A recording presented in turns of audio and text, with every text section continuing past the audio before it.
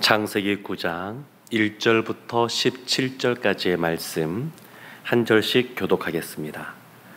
하나님이 노아와 그 아들들에게 복을 주시며 그들에게 이르시되 생육하고 번성하여 땅에 충만하라. 땅의 모든 짐승과 공중의 모든 새와 땅에 기는 모든 것과 바다의 모든 물고기가 너희를 두려워하며 너희를 무서워하리니 이것들은 너희의 손에 붙였음이니라. 모든 산 동물은 너희의 먹을 것이 될지라. 채소같이 내가 이것을 다 너희에게 주노라. 그러나 고기를 그 생명되는 핏째 먹지 말 것이니라. 내가 반드시 너희의 피 곧 너희의 생명의 피를 찾으리니 짐승이면 그 짐승에게서, 사람이나 사람의 형제면 그에게서 그의 생명을 찾으리라. 다른 사람의 피를 흘리면 그 사람의 피도 흘릴 것이니 이는 하나님이 자기 형상대로 사람을 지으셨음이니라.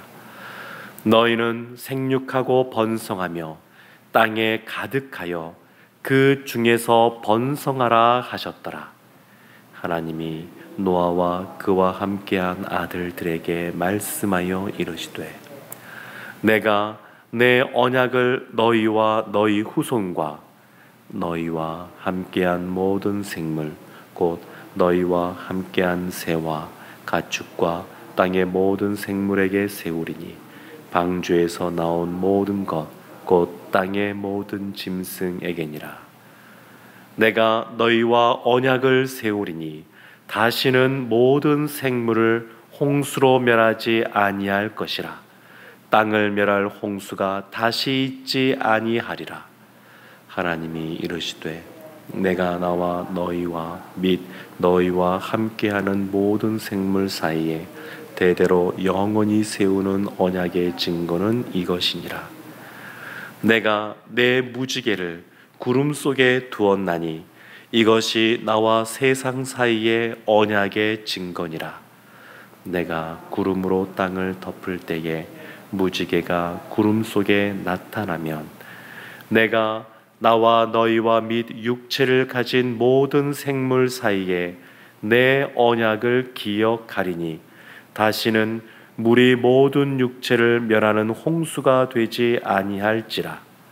무지개가 구름 사이에 있으리니 내가 보고 나 하나님과 모든 육체를 가진 땅의 모든 생물 사이에 영원한 언약을 기억하리라. 함께 보겠습니다. 하나님이 노아에게 또 이르시되 내가 나와 땅에 있는 모든 생물 사이에 새로운 언약의 증거가 이것이라 하셨더라. 아멘. 하나님이 홍수 심판 이후에 노아와 그 아들들에게 다시 한 번 더 아담에게 주셨던 그 복을 상기시키시고 다시 그 복을 주시는 장면이 오늘 본문 속에 나옵니다. 1절부터 쭉 이어지는 이 내용을 보면 하나님이 우리를 너무 잘 알고 계시고 또 우리를 사랑하셔서 하나님이 참 큰 은혜를 베풀고 계시는구나, 이런 것을 깨닫게 됩니다. 1절 말씀에 보면 하나님이 노아와 그 아들들에게 이러한 복을 주십니다. 생육하고 번성하여 땅에 충만하라. 아담에게 주셨던 그 복을 다시 확인시켜 주십니다. 7절에도 이것이 반복해서 이렇게 나옵니다. 너희는 생육하고 번성하며 땅에 가득하여 그 중에서 번성하라 하셨더라. 생육하고 번성하고 충만하는 것, 하나님이 하나님의 자녀들이 그와 같이 되기를 원하시고 또 그와 같이 될 것에 대해서 말씀하고 계십니다. 근데 생각해 보면 에덴 동산은 하나님이 아담에게 그 동산 안에 있는 동물들도 다 죽어날 수 있는 그러한 권한을 주셨었습니다. 그런데 아담이 죄를 지은 이후에 에덴 동산에서 쫓겨나게 되고, 그리고 이 동물들을 에덴 동산에서와 같이 죽어나는 모습으로 있지는 못하게 되었습니다. 그래서 때로는 간혹 안타까운 그런 뉴스들이 들려질 때가 있는데, 어떤 산짐승에게 사람이 물려서 다치게 되었다, 심지어 그 동물에 의해서 사람이 죽게 되는 그러한 일들도 간혹 가다가 뉴스를 통하여 접하게 됩니다. 근데 하나님은 이것을 당연하게 여기시는 것이 아니라 이 동물들이 사람을 해치지 못하도록 그렇게 계획을 하십니다. 그래서 2절 말씀에 보면 이렇게 나옵니다. 땅의 모든 짐승과 공중의 모든 새와 땅에 기는 모든 것과 바다의 모든 물고기가 너희를 두려워하여 너희를 무서워하리니 이것들은 너희의 손에 붙였음이니라. 오히려 동물이 사람을 두려워하고 무서워하도록 하나님이 그렇게 하시겠다는 겁니다. 그리고 그들을 너희의 손에 붙여주셨다, 이렇게 말합니다. 그러니까 하나님이 이 자연, 이 속에서, 환경 속에서 살아가는 사람들에게 일상의 삶 속에 복을 주시는데, 생육하고 번성하고 충만할 수 있도록 하나님이 복을 주십니다. 그런데 그 복 가운데 있는 것이 뭐냐면, 짐승, 이런 어떤 그 동물들이 사람을 두려워하고 또 무서워하도록 그렇게 하셨다는 겁니다. 그래서 하나님이 일상의 삶을 살아가는 사람들을 보호해 주시는 그와 같은 은혜를 주십니다. 뿐만 아니라 오늘 본문에 이것보다 더 큰 은혜가 나오게 되는데, 우리가 잘 아는 소위 무지개 언약이라고 하는 하나님과 노아 사이에 맺는 언약이 나오게 됩니다. 근데 이 노아의 이야기, 노아의 그 스토리가 창세기 처음부터 쭉 나오는데 하나 독특한 것이 있습니다. 그것이 뭐냐면, 하나님이 노아에게 말씀하시면 노아가 거기에 대해서 자신의 어떤 뜻을 주장하거나 아니면 주저하거나 그런 부분이 나오지 않는다는 겁니다. 하나님이 말씀하시면 노아는 다 네, 아멘 이러면서 순종하는 모습만 나옵니다. 그래서 하나님의 말씀에 어떤 본인이 탐탁하게 여기지 않거나 또 그런 것에 대해서 항변하지 않고 그냥 순종의 사람으로 이 노아가 나옵니다. 그래서 이 언약을 다시 한 번 더 체결하는 과정 속에서도 하나님의 말씀에 온전히 귀 기울여 듣고 순종하는 그 노아의 모습이 나옵니다. 8절부터 이어지는 말씀 보게 되면, 이제 무지개 언약이라고 하는 노아 언약을 하나님이 체결하시게 되는데 11절에 이렇게 나옵니다. 내가 너희와 언약을 세우리니 다시는 모든 생물을 홍수로 멸하지 아니할 것이라. 땅을 멸할 홍수가 다시 있지 아니하리라. 노아도 알고 있습니다. 홍수의 심판, 이것으로 말미암아 이 무시무시한 이 홍수, 물의 이 심판, 이것으로 말미암아 사람의 모든 죄가 깨끗하게 더 이상 그 싹을 틔우는 근본적인 그 모습이 제거된 것이 아니라고 하는 것, 여전히 자신의 아들들, 며느리들, 또 노아의 가족들이 있는데 언제든지 다시 방주에서 나온 이후에 죄를 지을 수 있다라고 하는 것, 그러면 다시 하나님이 죄가 관영한 이 세상을 보시고 물로써 심판하실 수 있다라고 하는 것, 거기에 대한 두려움이 있었을 텐데 하나님이 노아에게 내가 다시는 물로 심판하지 않겠다, 이렇게 말씀하시는 겁니다. 쓰나미가 한번 일어나도 그것이 참 사람들에게 큰 두려움을 주기도 하고 얼마 전에 비가 집중호우가 내렸는데 그 100mm, 200mm 그런 비가 갑자기 내려도 이 주변에 이 얼마나 그 물이 무섭다라고 하는 것을 우리가 깨닫게 됩니까? 그런데 하물며 비가 40일 동안 그냥 폭포수처럼 쏟아져 내려서 땅이 보이지 않고 산이 보이지 않고 이 땅에 살아가던 모든 그러한 짐승들이 다 죽게 되는 그러한 심판을 경험했으니까 죄로 말미암은 물의 심판에 대한 두려움이 이 노아 가운데 아주 컸을 겁니다.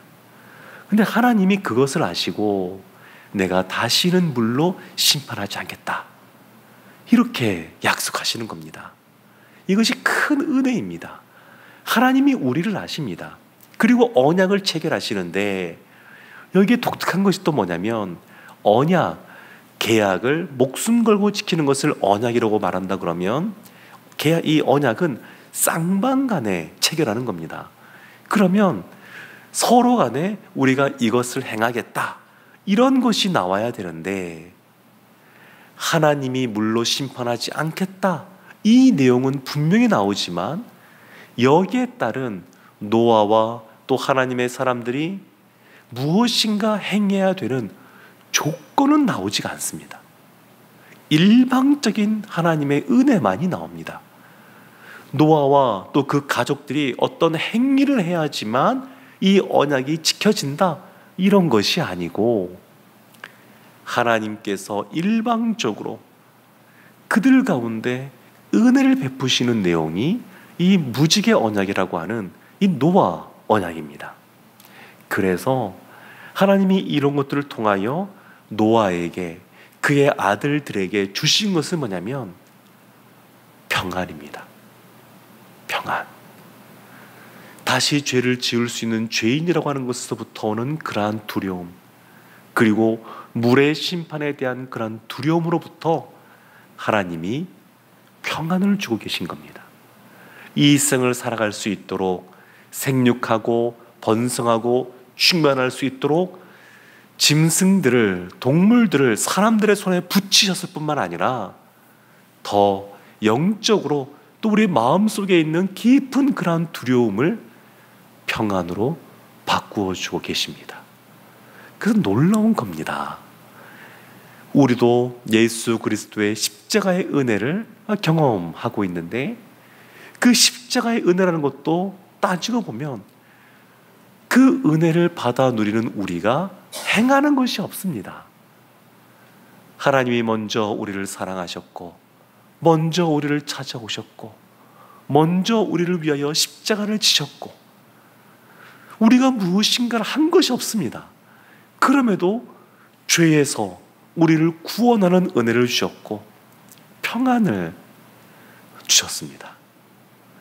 노아와 그 아들들이 받아 누리는 이와 같은 은혜, 그것을 오늘날 우리도 더 큰 그리스도의 십자가의 은혜로 우리가 경험하고 있습니다. 하나님이 언약을 세우시는데 12절 이렇게 말합니다. 하나님이 이르시되 내가 나와 너희와 및 너희와 함께하는 모든 생물 사이에 대대로 영원히 세우는 언약의 증거는 이것이니라. 내가 무지개를 구름 속에 두었나니 이것이 나와 세상 사이에 언약의 증거니라.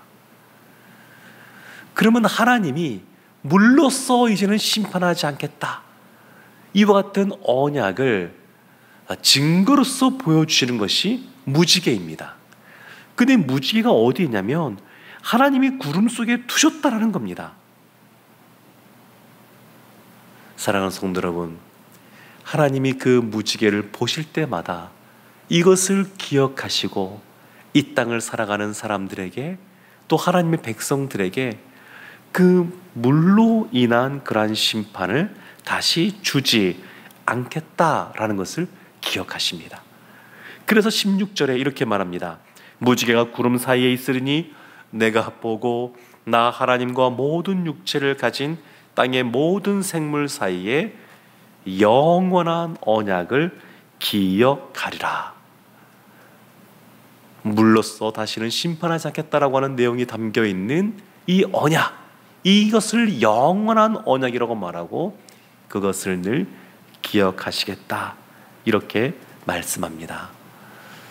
사랑하는 성도 여러분, 예수님께서 우리에게 원하시고 바라시는 것도 사실은 이와 같은 겁니다. 요한복음 14장 27절에 이렇게 말씀하십니다. 평안을 너희에게 끼치노니 곧 나의 평안을 너희에게 주노라. 내가 너희에게 주는 것은 세상이 주는 것과 같지 아니하리라. 너희는 마음에 근심하지도 말고 두려워하지도 말라. 하나님이 우리 가운데 평안을 주기 원하시는 것은 예수님 때도 그랬고 노아 때도 그랬었습니다. 노아가 누리는 이와 같은 짐승이 우리를 해치지 못하는 그와 같은 복, 이것이 사실 이 땅에서는 완전하진 않습니다. 그러나 예수님이 재림하시는 그때, 그 하나님 나라가 임하게 되는 그때가 되면 이사야 선지자가 고백하는 것처럼 어린아이가 독사의 굴에 손을 넣어도 괜찮은 그러한 때가 오게 됩니다. 사랑하는 성도 여러분, 하나님은 우리가 이 땅 가운데 평안하게 살기를 원하시고 그 같은 은혜를 이미 약속하셨습니다. 오늘도 살아가실 때에 하나님이 주시는 평안 속에 감사와 기쁨의 삶, 은혜에 감격하는 삶을 살아가는 우리 모두가 되기를 주님의 이름으로 축원합니다. 아멘.